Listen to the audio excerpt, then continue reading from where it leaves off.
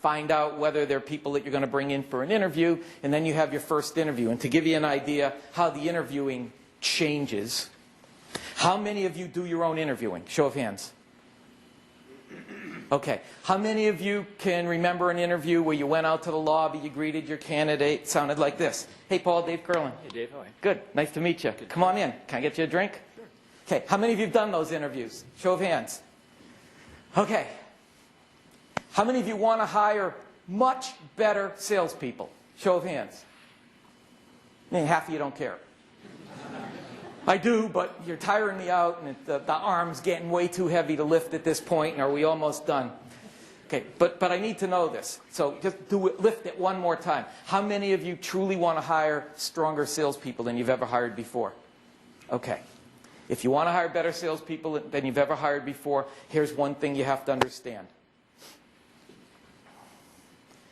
The conditions for selling have changed. This is part of Sales 2.0. Prospects are much more difficult to reach than ever before. Even if you know who your prospects are, the chances of being able to reach them live with a telephone or an email are virtually impossible. And when you do get them to pick up their phone, they're busy. They're in the middle of something. They're putting stuff in a computer, getting stuff out of a computer. They're meeting with somebody. And when they pick up the phone and say hello, it sounds like they're rushed. It sounds like they're distracted. It sounds like they're not paying attention. It sounds like they're only half listening. Is that all fair to say? Okay. And you need new salespeople to call folks like that, right? So the conditions that they're selling into have changed. It's a hostile environment. And it doesn't matter how much they're using the internet to find prospects. It doesn't matter how many prospects are finding them via the internet. At some point, salespeople have to get on the phone and sell. And one of the things that frustrates the hell out of me is that because they can connect via email, they're having conversations on email.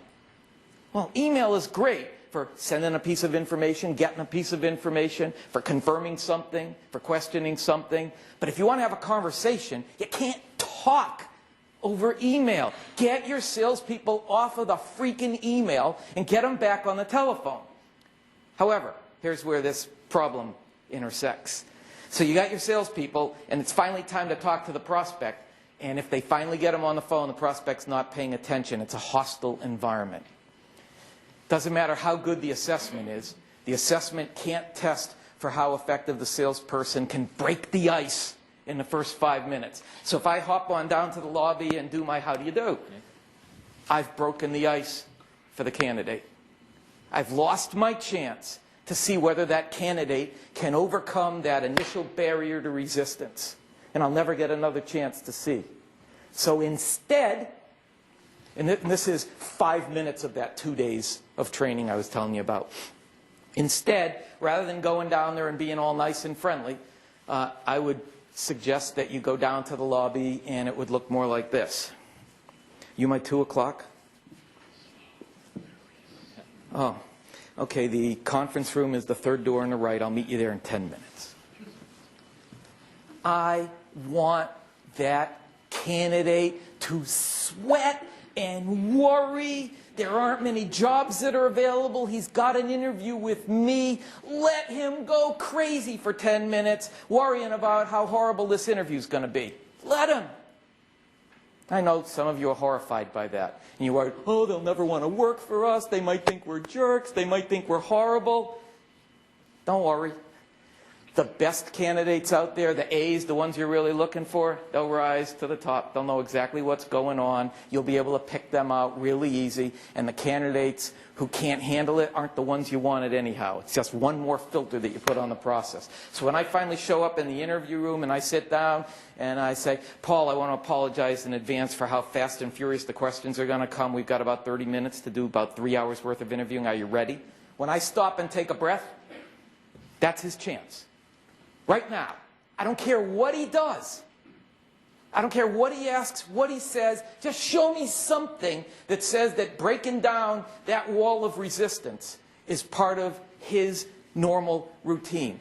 If he says, wow, you seem kind of stressed today, that'll work. If he says, is it always this nuts around here? That'll work. If he says, you don't look like you want to be doing this interview right now, that'll be work. If he says, wow, you're making me feel a lot of pressure, that'll work. I don't care. Anything other than ready. Because if he nods his head right there and says, ready, I know exactly what's going to happen to him every time he gets on the phone with a prospect that doesn't want to talk to him. He's going to get killed.